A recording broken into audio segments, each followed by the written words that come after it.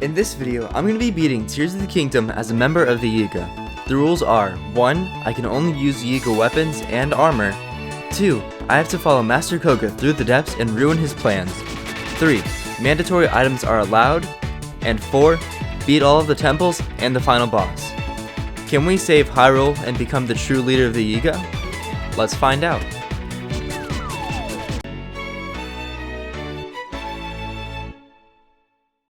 After finishing an extensive tutorial, we jump off the Sky Island, get a horse, and then we talk to Pyrrha. After a journey to Hyrule Castle, we go ahead and get the paraglider, and then run past the Hinox so that we can make our way over to Lindor's Brow Skyview Tower. Now from here, we can go to the Yiga Clan Merida branch and try to get our first piece of armor, but if you can't really tell, that's not going too well. So my next plan of action is to set him on fire, but then I end up getting chased around by an earthquake, and you saw how that happened. So instead I decided to go on a 3-hour trip for weapons, and I wasted it. Just completely wasted it. So then I went to Kakariko Village, and then searched around in some caves and found myself my first weapon. A rusty 8-foot blade. Now that I actually have something to defend myself with, I can go ahead and just use my weapon, the single weapon I have, and get an armor piece. Alright guys, we finally have it. We finally have the pants. Anyways, we go to the old man's house, well, old man's old house, because this is another Yiga clan hideout. After losing a few fairies and definitely a few brain cells, we can get the Yiga mask. Now, all that we have to do from here is go and get the Yiga top, and then we can progress with the challenge. My next plan of action is actually to become a Yiga Blademaster. Someone in chat told me exactly where to go.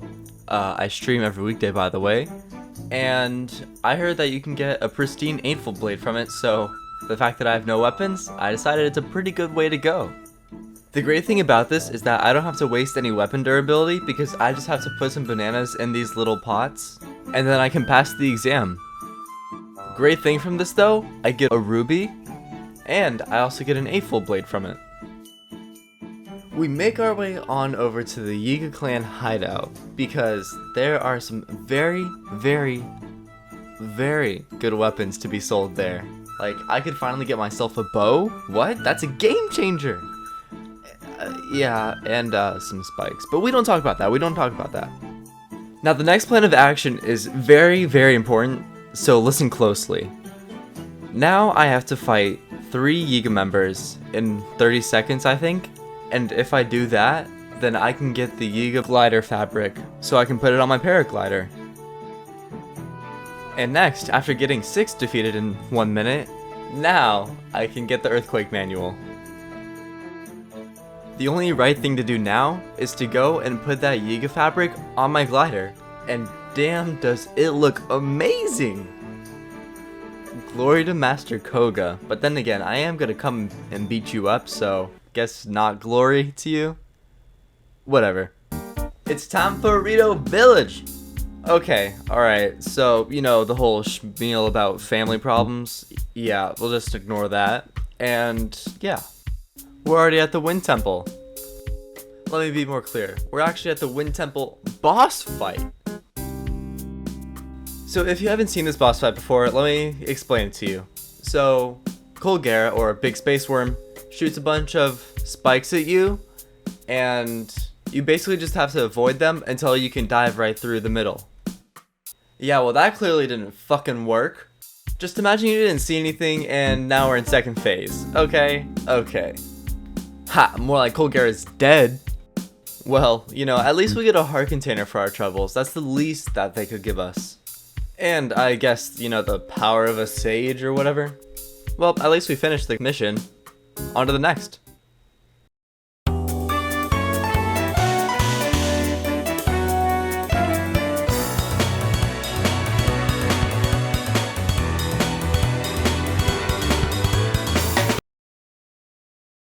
Damn it, hold on, I need a bow.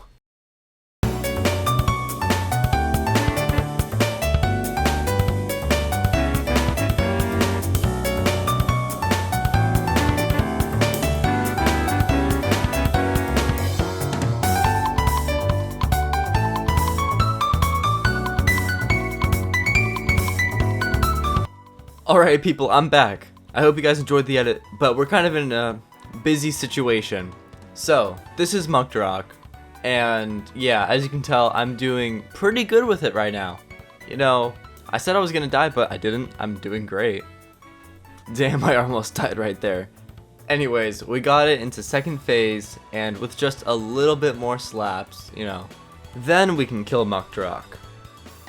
Now for our rewards, we get a heart container and a sage.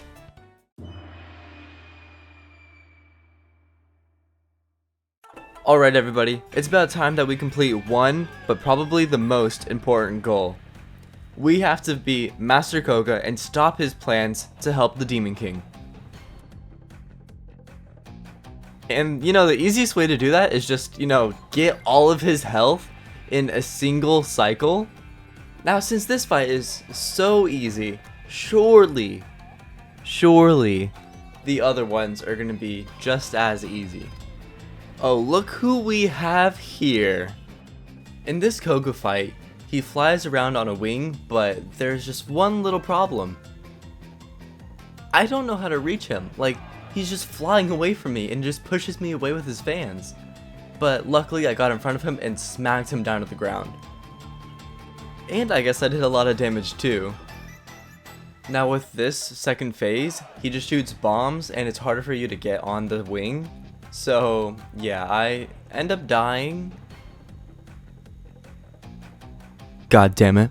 Well, the only other thing that we can do is go to the Yiga hideout and get ourselves another bow. Now let me tell you how much easier this is with a bow. Like, I got to the second phase so fast and now I'm just smacking them up a bunch.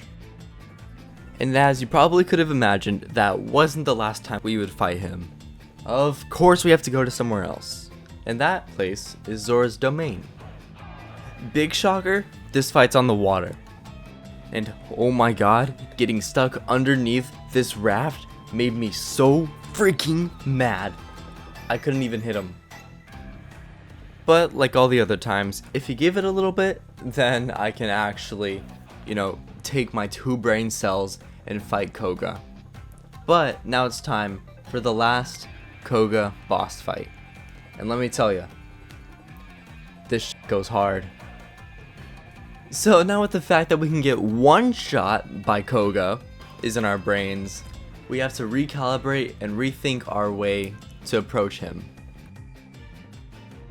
Oh wait, you can't hit him? That's right, dumb idiot. You can't hit him unless you use a bomb.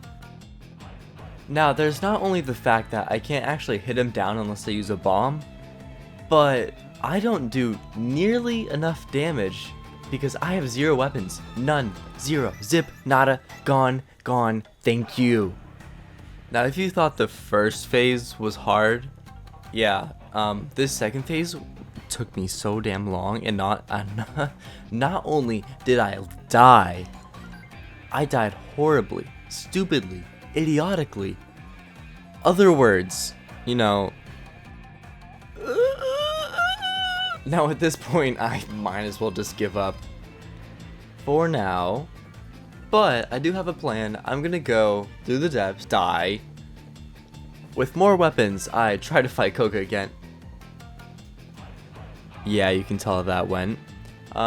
Move on. We're not doing that. We are going to Gerudo Town. Hey there, Riju. Okay, let's do this. Yeah, let's go. Okay, so we only have to hit 2 targets. Yeah, I only have 1 bow. I mean, now I have none. I decided that I should get some heart containers instead, so I can wait for a blood moon so I can get more weapons and more bows. Yeah, I got a few. Now we're gonna go to the Spirit Temple, save Minoru, and that'll give us a better fighting chance against Kohga. The reason that Minoru would be such a good help is because she is also like a robot, like fighting robot v robot, you get it. Well, it turns out that we actually have to build Minoru's body back together and make a construct. So, with just a few short clips, and 2 hours for me, we end up finishing the robot construct. Now, Gary, listen closely. I am sorry I cannot spend too much time talking about you this video, but yes, you are the best, goodbye. Let me tell you, that is one quick and easy way to get a heart container. Oh hey there, Minoru. People, we finally done it. We can shoot the rock on the floor. Round of applause. Anyways, the plot doesn't wait for us to catch up with it, and we have to just shoot down a bunch of Gibdos and save Gerudo Town. After a whole other infestation, but we don't talk about it, we just talk about the boss fights here. The boss fights. Yeah, well, speaking of boss fights, here comes one crawling up. Oh my god, I hate you, Queen Gibdo. I hate you.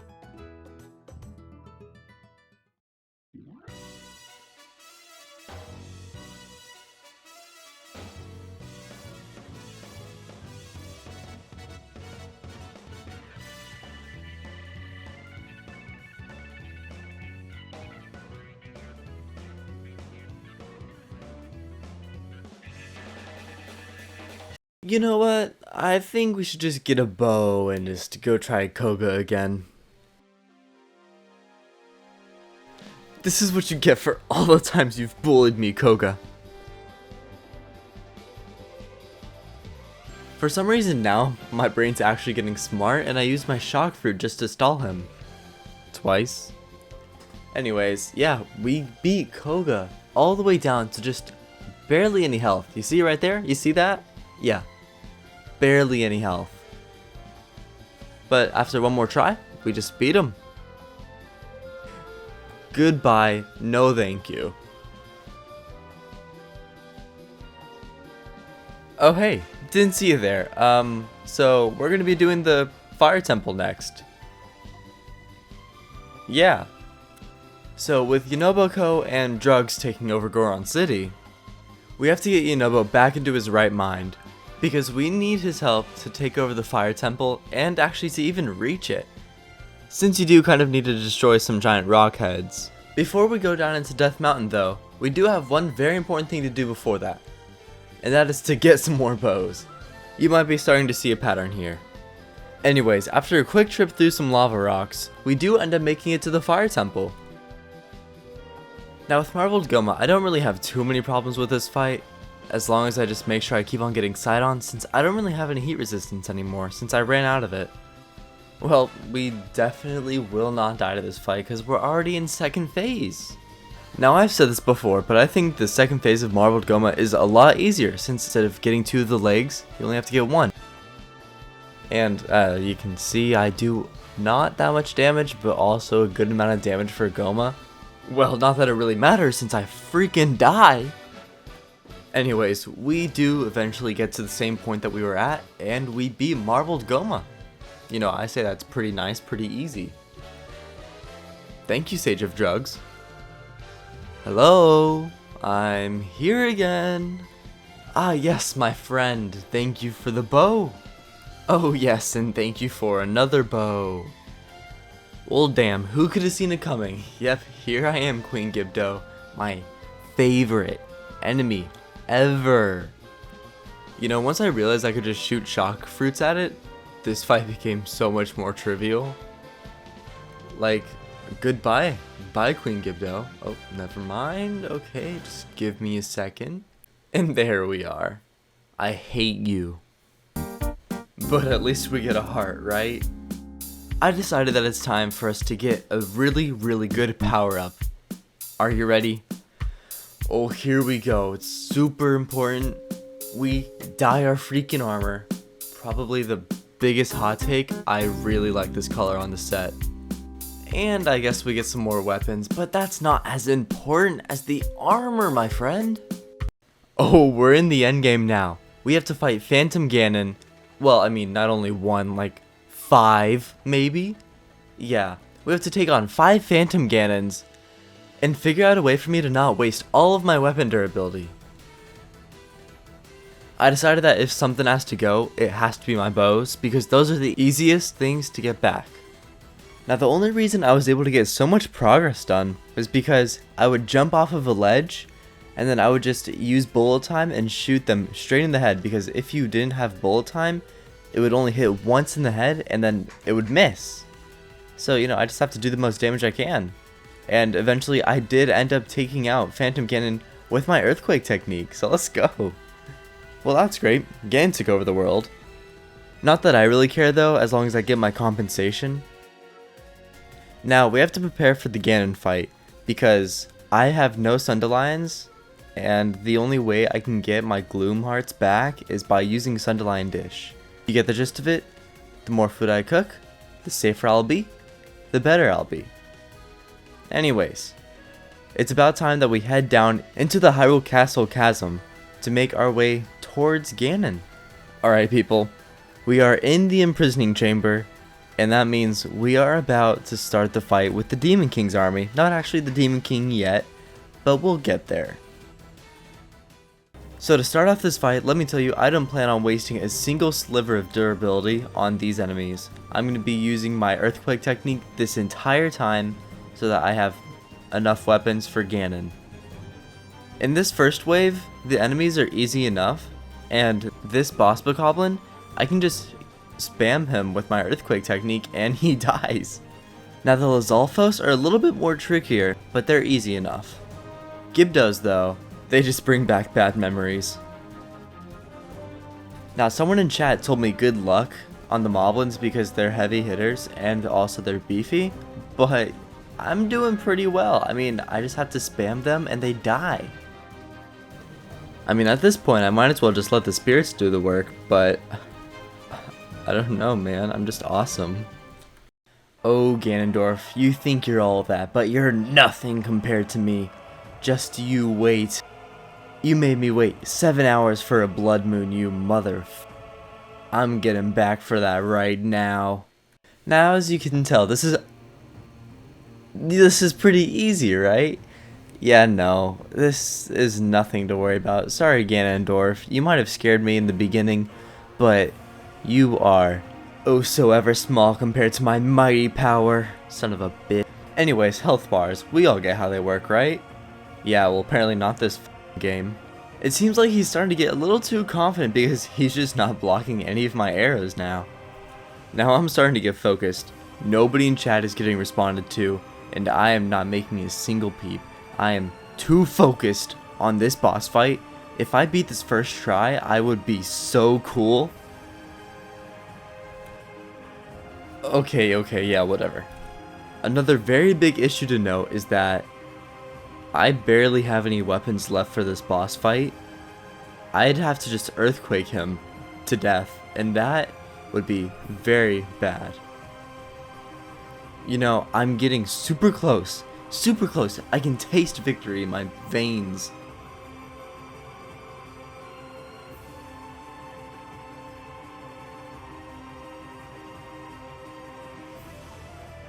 No, we can't get sad now. We have to beat it right freaking now. Alright people, here's the plan. We're gonna fuse elemental stuff to our bow and then just freaking destroy Ganon until we can get him to second phase. Also, I was running out of weapons during the end of that last fight, so I am saving them for the end.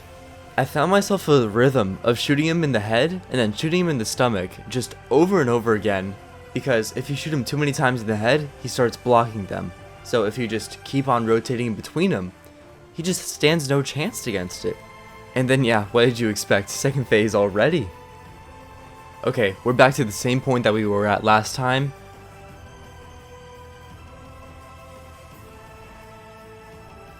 And I finally make that flurry rush. If I move my smooth little squeaky shoes fast enough, then I can eventually avoid his attacks. I just have to be smart enough in the brain for it. But yeah, hold up, right here. Okay, get him. We're done. The boss fight's over, right? Right? Nope, never mind. Okay, never mind. The next time, surely, right?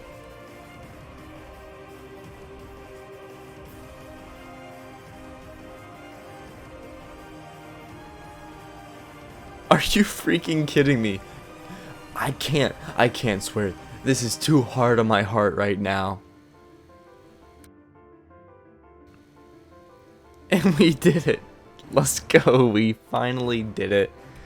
Oh, I hate you, dragon. But you also look so damn cool.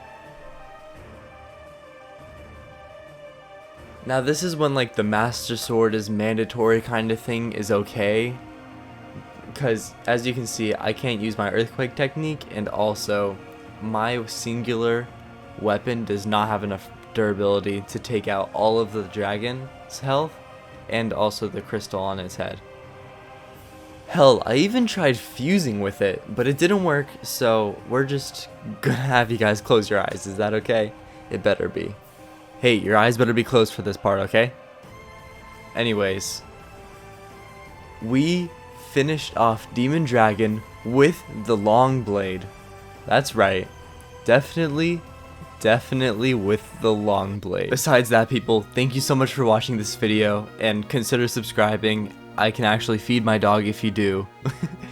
But besides that, shout out to Vesile for giving me this idea, and that's all, folks.